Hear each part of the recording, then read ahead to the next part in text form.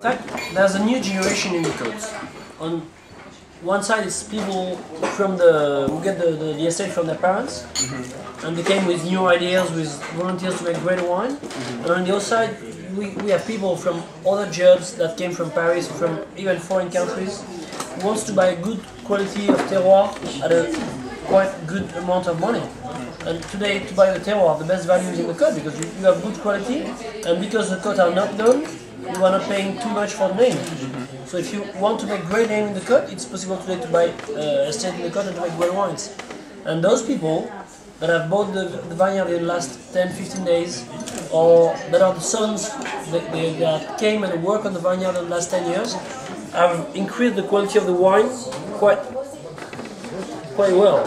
And this is why now we have in the cut very good wines, produced by young people. Well, tonight we have old winemakers, but usually winemakers are young in the cut. And that's like a new energy in Bordeaux. To say, Bordeaux, you don't only have the classified growers, you also have very good wines at a reasonable price. So that's what we are going to try to show you tonight. Name is Château Sainte-Marie. It's owned by Stéphane Dupuche. He's 36 years old, quite young. This wine is Bordeaux because you don't have dry white in Première Côte de Bordeaux. Première Côte de Blaye, they produce red and dry white. Côte de Castillon, only red. Côte de Franc, very small appellation, but they produce red, dry white and sweet white. And Première Côte de Bordeaux, red and sweet white, no dry. So the people that are producing white wine in Castillon or in Première Côte de Bordeaux or close to Première Côte de Bordeaux in Entre-deux-Mers are doing Entre-deux-Mers or Bordeaux white wine. And Château Sainte-Marie is an estate in Première Côte de Bordeaux. Most of the whites in the côte are mainly Sauvignon. I was saying for the red it's 70% Merlot, 20% Cabernet Sauvignon, and 10% Cabernet Franc and Malbec. White wine it's 18 or 90% Sauvignon, a bit of Sémillon and a bit of Muscadel. But majority of Sauvignon, especially for the dry white. For the sweets, majority of Sémillon. What markets around the world do you see as kind of the potential of being good export markets for you? Is it the United States? Is it mostly European countries? The three I've given you, that's Northern America, USA and Canada, Northern Europe, including Russia, and Asia. In Asia, yeah. Today Japan is one of our biggest markets on export. China is a very small one, but increasing very fast. Yes. And so you know I think China is going to be... Yeah. You know Hong Kong now. In terms of the United States market, where are all three of your wines available in the U.S. market? Do you have certain states that are more distribution than others, or do they tend to be more in the kind of the East Coast, West Coast, or are they? Well, yeah. Where are they available? Me, I'm on the northeast. Okay. Northeast part. So New York, Boston. Boston, yes, Boston, not New York. Boston, Massachusetts, Rhode Island, all these parts, New England. New England, Maine, okay, England, yeah. yes. Yeah, okay. And now your brand is? For my part, I work a lot in California. In California.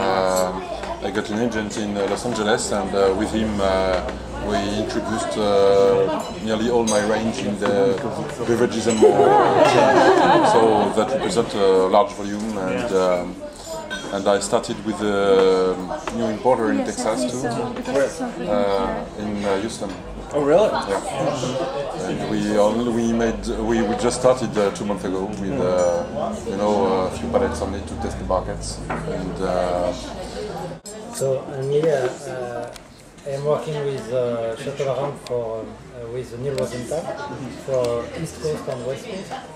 And for Lacosade I have, for the other estate, I have 3 different importers, mostly in New England and in California. But for me the most important is for this brand and with Neil. It's since 20 years ago now. So, it was a good distribution for me. Perfect. I hope to find another like this distributor. Ouais, I think actually it's in the top 5 for the insurance products. Good company. You know, What's the funnest thing you're doing? yeah, like why? What makes sell you it. proud To sell it, yes. Actually, for me, the funniest thing is to sell it. At the beginning, it's not easy, you know, because when you start, you have to make your product known, and you must find people who are going to believe in your product and who are going to sell it. Okay, you need a good product, but after you need some people who are going to be able to sell the one correctly behind it. But once, so this is a difficult part of the job. To find the right guy who is going to sell correctly your wine. You see, it's like to find a woman. It's not easy. To find a wife.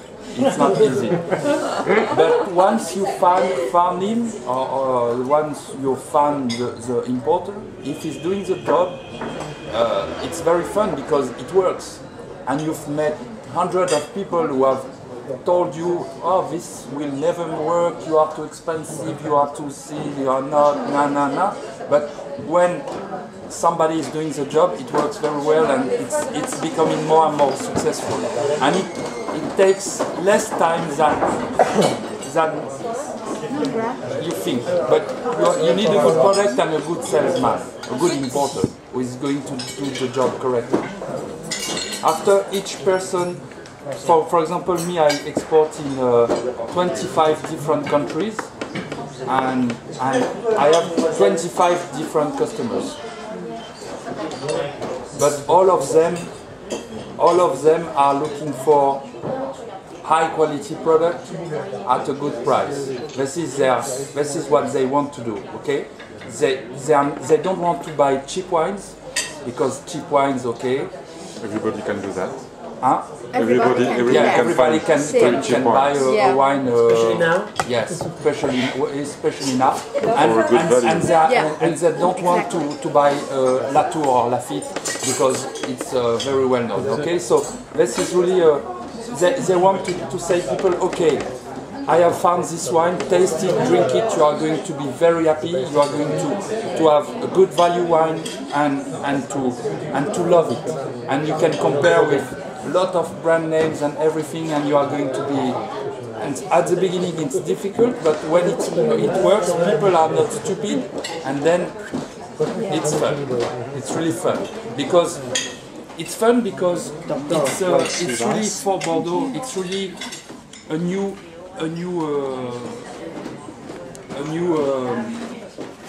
development. In Bordeaux, what is selling now, it's high-end wines and entry-level wines. But in the middle, it's not developed already. So, and in the Côte, you've got some wonderful wines with very good prices, very good brands. And but the thing is that what is difficult for us is that we need to sell the wines. But on the other hand, it's good because we know the market. You see what I mean? Yeah. But you need to find people who like challenge, who want to be, who need, they need, and these people, most of my customers are people who have passion for wine. They have a real passion. They know wine. They are not labels drinkers. And they start, some of them succeed, some don't. But, well, for example, on my side, I think on their side as well, but I don't know you, but I know Gilles. And Gilles is very successful as well. I don't say I'm very successful, but it's okay for me. It's not, things are going well. So it's good, you know, and at the beginning when I started, it was, I had no customer, no one.